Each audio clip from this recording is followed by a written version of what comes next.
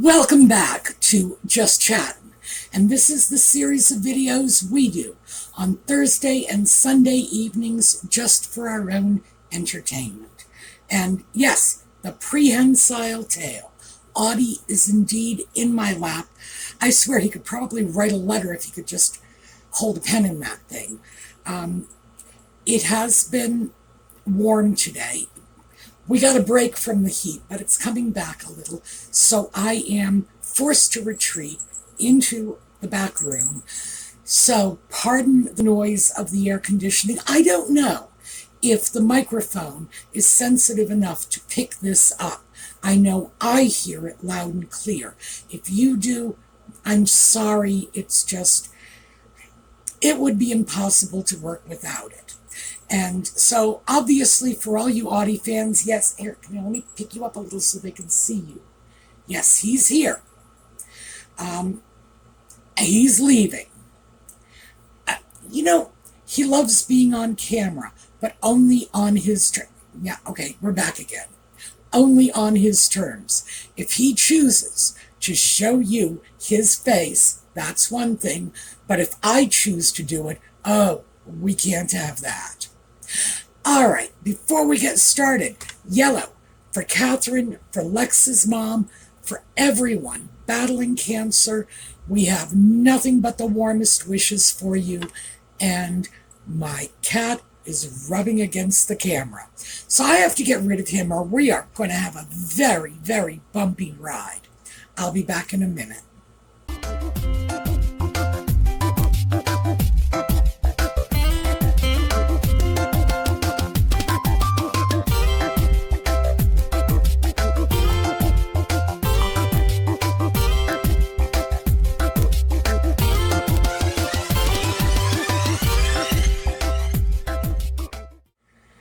So I didn't quite get rid of him, but he is over on the other side, a little farther away from the camera, so with any luck at all, he won't be slamming his head into it, looking for attention.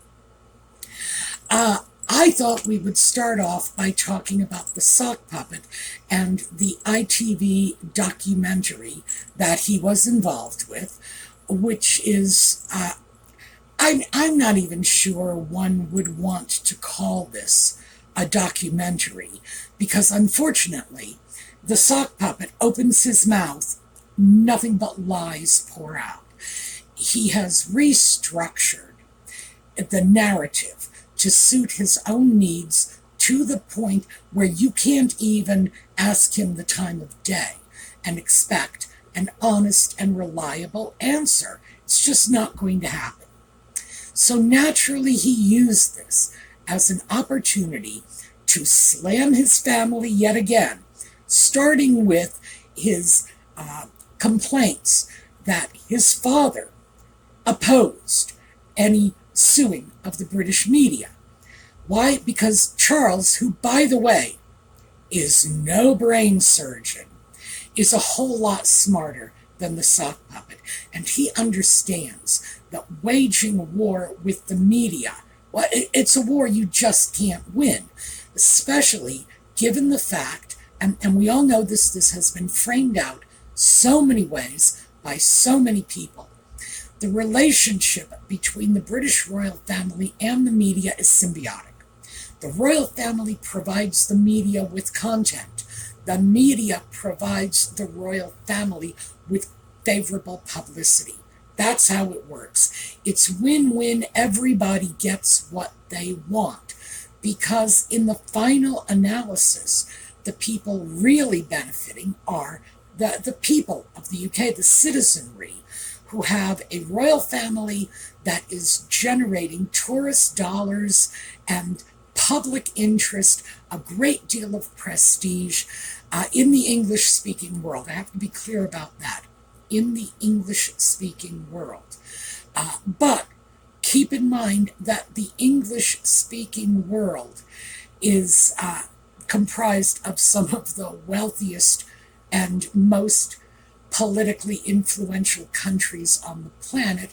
So yeah, not for nothing, but we do get 2 votes anytime anybody is taking count out there. So, yeah, it's a good relationship. It works well. Not all media outlets are responsible. Some of them are not even pure entertainment. I don't even understand why it's such a big deal for the sock puppet, because we've had situations like this here in the U.S. for decades. National Enquirer comes to mind. I can remember their headlines when I was a small child were so bad that my mother would pull me to the other side of the checkout line because she didn't want me to see what was on their front pages, because it was horrible, just horrible stuff, and believe me, if I even mentioned anything close to the actual headlines, they'd shut my channel down on YouTube. They really would. So we've had publications like this. There is a market for this. It has never been considered news. No one has ever taken it seriously. And I have no idea why the sock puppet would be troubled by tabloid press. In the U.S., we are not. We expect headlines like, Elvis spotted in Des Moines. But that's from Good Omens, by the way. But the truth is, they are basing that on the reality that our tabloid headlines are things like, Elvis came back from the dead and got me pregnant and I'm marrying Bigfoot. Really? No one takes it seriously. No one goes to these publications for news. And the sock puppet being distraught because these publications are spreading stories about him. Oh, Lord. Well, back to Charles not suing the media. The sock puppet is distressed because Daddy doesn't want to sue the media. Well, here's the thing. Charles is King of England.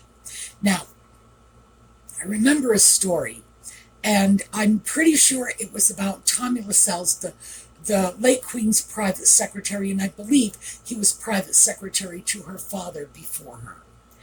And I'm pretty sure it was about him. I'm dredging this out of the recesses of my mind. Someone asked him if there was any observable difference, anything he noticed in the way the Queen might interact with a duke or an earl, and the way she would react with a bus driver or a shopkeeper. And he just said, no, of course not. They're all her subjects. They are all equal in her eyes. And like I said, I'm attributing it to Tommy Lascelles. I don't actually know who said that, but that's my recollection. So Charles is in the same situation now. He is the monarch. He's got a wild sock puppet who is living in another country, by the way, and is probably therefore entitled to less consideration from him. And the British media, comprised of his subjects, people he is supposed to support and defend. It's their interests he must safeguard. That's it. Because there's no point of having a monarchy if the monarch is not dedicated to protecting the interests of all of his people. So why the sock puppet would view this as a rift in the family, when in fact the rift in the family took place long before these lawsuits, beyond me. But we also have this nonsense that he dredged up, and I believe this was in 2023, when he started making statements about William having made a secret agreement to settle with News Group News for what the sock puppet described as a huge amount of money. I have not been able to verify this anywhere except, the sock puppet said it, and that alone is enough to make me question it. But the way it was put out there was secret settlement. The fact is that most lawsuit settlements do include a non-disclosure agreement. That's the whole point. The parties get together separately, they resolve their differences, somebody walks away with a check, maybe a lot of somebodies, and the understanding is this was done to avoid not just the hassle, but the bad publicity of an open trial. So, discretion, and I would say, because we're talking courts, discretion is implied. Secrecy, no. That is an inappropriate characterization because it makes it sound like a backroom deal. In fact, court cases are settled out of court all the time, and for anyone involved in litigation, this is always going to be the preferable way of doing things because courts involve lawyers, involve background checks, involve all kinds of unpleasantness that nobody really wants to go to. So, if you have a disagreement and you can settle it out of court, so much the better. Here in the U.S., we tend to favor out-of-court settlements because we consider litigation to be a last resort. That expression, court of last resort, does not come from nowhere. So he's trashing William by throwing this out again, and of course, he's still playing the crusading white knight slaying dragons. He's doing this for the little guy. Here's the problem with that. It's not the little guy who's getting hacked. Now, there have been some exceptions, absolutely. I understand that there was an outrageous case in the UK where an underage crime victim was hacked and inappropriately investigated by the British press. And frankly, those are people who should be taken out and shot. I got no sympathy for them. I believe in a free press, but investigating the life of a child who was a crime victim, no. You got to draw lines somewhere, and that is just not what one expects of decent human beings. So I will say that there have been abuses, but ordinarily these hacking cases involve high-profile celebrities. Those are the people who are getting hacked. And certainly, the sock puppet suing is not doing anything to benefit the little people. Did he donate his winnings to some charity to benefit people who have been harmed by inappropriate press intrusions? No, he did not. And, certainly I don't think any of us expected that he would. So this nonsense of he's doing this for the little guy. Yeah, who's the little guy? His buddy Hugh Grant? I don't think so. In general, this is the kind of case that is of interest to celebrities, and it's not of interest to people like you or me who are very unlikely to get targeted by the tabloid press. He also said that he's doing this to further free and honest press. Well, we all know he hates a free press. Remember what he said about our First Amendment, which, among other things, grants us the right to a free press. He said that was bonkers. One has to assume that he's talking about things like free speech and free press, because if he had been talking about the freedom from the establishment of a religion, freedom of assembly, freedom to have our grievances heard, our grievances against our government heard, to sue our government for redress, well, then he would be bonkers. But in fact, that's how he described our freedoms. Do I think this is about free speech or free press? Absolutely not. He is, in fact, engaged in activities that are harmful to a free press. Are you actually trying to drink my soda? That's what you're trying to do. He's licking my soda. He really, yeah, he just tried to bite my finger because I pointed it at him. I have a very bad, very spoiled cat. All right. Where was I? Yes, the chilling effect on the free press. If the press can be sued, the way the sock puppet and the little woman are suing them, if they are compelled to be concerned about everything they publish, regardless of its accuracy. That's the thing. The sock puppet is not disputing the accuracy of anything that was reported. No. Right now, he's disputing the means by which it was obtained. Maybe that was bad, maybe it wasn't, but the fact of the matter is, it was more than 10 years ago when standards were a lot different. So the press has subsequently cleaned up its act. So he can't take credit for forcing them to become more respectful of the people they are reporting on. Sorry, I had to rescue this. When he wasn't getting anything out of licking the lid, he decided to knock it over. Okay, back to the subject at hand. I should just toss him out of the room. I know I should, but I'm not going to. The press has already cleaned up their own act. He was not a part of that process.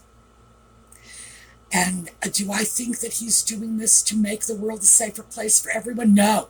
He's doing this in order to discourage the press from reporting bad things about him and his wife. Accurate, but bad. So remember, he's not challenging the accuracy of any of this. All he's challenging is the means. And yes, does he indeed want to discourage the press? Absolutely.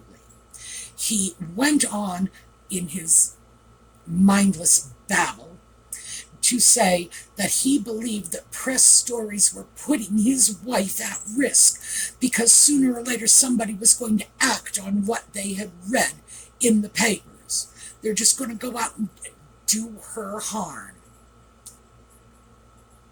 People don't need the press to tell them who and what nutmeg is. People don't need the press to tell them who and what the sock puppet is. They do that all by themselves. So, by the way, I'm sure as you can tell, I am heated about this. I am irritated and annoyed because I believe with all my heart that a free press is key to a free democratic society. And if you start taking pot shots at the press, you're undercutting one of our fundamental freedoms. So yeah, it does irritate the daylights out of me. But true to form, of course, the sock puppet, after slamming his father for not being willing to participate in these frivolous lawsuits, for slamming William, who didn't go to court, William who kept this outside of the courtroom. And by the way, I have heard, I've not been able to substantiate this, but I have heard that William's settlement went straight to charity. Now, I say I have not been able to substantiate this, but does that sound like something William would do? Well, yeah. When the man worked for a living outside of the royal family, he donated his salary. So, do I find this to be in character? Yes, of course. Do I really feel like I'm going to waste a lot of time trying to figure out who he did or did not give the money to? No.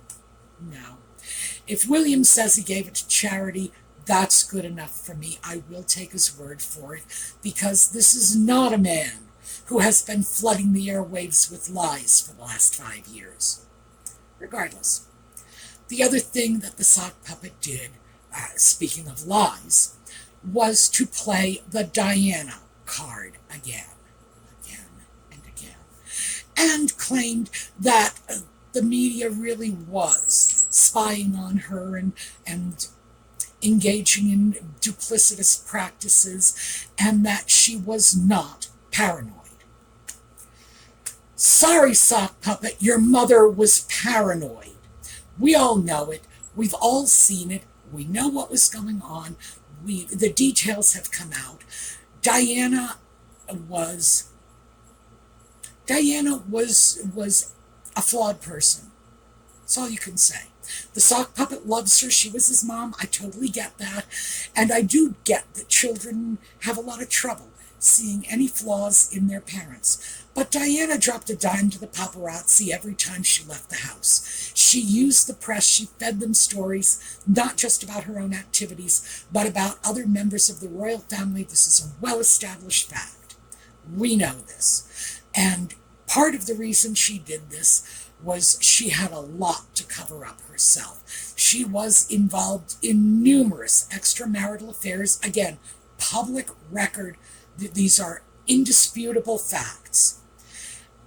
And her own brother. For me, I have to say, this was the most telling. Her own brother, Charles, the one she called Carlos, was now the Earl Spencer. Even Carlos felt she was paranoid, and he loved her and wanted very much to protect her. This was someone who could not have had more sympathy for the woman. He couldn't have had more sympathy if he tried. Her brother who loved her. And he said she was paranoid. So was Diana paranoid? Yeah, she was. She absolutely was. People who knew her, cared about her, and had an entree into her world said she was. Did she have a reason to be hostile to the press? After the Bashir interview, absolutely. But this was one, in my personal opinion, criminal journalist who had no right to call himself a journalist, who not only exploited Diana, but he exploited Michael Jackson. This man is scum. Again, my opinion. But yeah, this is the lowest of the low. He preyed on vulnerable people in order to get a blockbuster story, and he ruined lives in the process. So, yes, her paranoia was fed by one person in the media. But that's really as far as it goes. So, yeah, we got the Diana card played and replayed. Oh, he also said she was the first person who got this sort of, mega pabbing. No, she was not. Not by a long shot. The sock puppet, who is very stupid, has no concept of the fact that in the U.S., back in the 30s, the 40s, the 50s, off in Hollywood, they had an entire industry of tabloid-style publications that were digging up dirt on movie stars, and very often others as well as movie stars, but that was their bread and butter. Movie stars, it was prevalent in California, but throughout the rest of the U.S., and it has always been prevalent. Anyone who knows anything about the history of journalism in the United States knows that going back to our earliest elections, we had gossip mongering and yellow journalism. In fact, yellow journalism is something that we in the U.S. sort of gave birth to. So, yeah, I have to say that when I look at what he had to say about this media battle he is waging, I just think it is nothing more than an effort to justify and vindicate himself, his wife, his interests, and to create that chilling effect on the press. You come after me, I will keep you in litigation forever because I got money and I can afford to do it. More money than brains, because a sensible person would not find this to be a productive use of their time. But still, the sock puppet is saying that he is doing this because he can. He's in a position to do this, and he's doing it for all of us. No, he's not. He's doing it for himself. Start and finish. And of course, the side benefits, the opportunity to slam his family, the opportunity to remind us all that, Diana was his mother and the rest of it. But this is nothing more than his efforts to change the narrative. So good luck to him for that. Anyway, that's what I have for you today. We're going to shut off a little early today because the cat is unhappy. Okay, there you go. It's in a nutshell. The cat is unhappy, and if I don't deal with the cat, by the way, he did knock the soda down, and he knocked the computer mouse down, and so it's only a matter of time before he knocks the whole camera setup over. So I'm going to get while the getting is good. I want to read you, before we go, I want to read you one of the comments, just one. And this was from last Thursday's video when we were discussing, among other things, Nutmeg and the Tom Bradby interview in which he asked her if she was okay. And Gloria Elmore, 9092. How many reporters who interviewed Queen Elizabeth II asked her, "Are you okay?" Can you imagine the Queen's expression? Well, yeah, Gloria, I can. And I've got a whole slideshow of it. So that's what I'm going to show you on the way out. So I will see you all next week. And in the meantime, have a terrific day.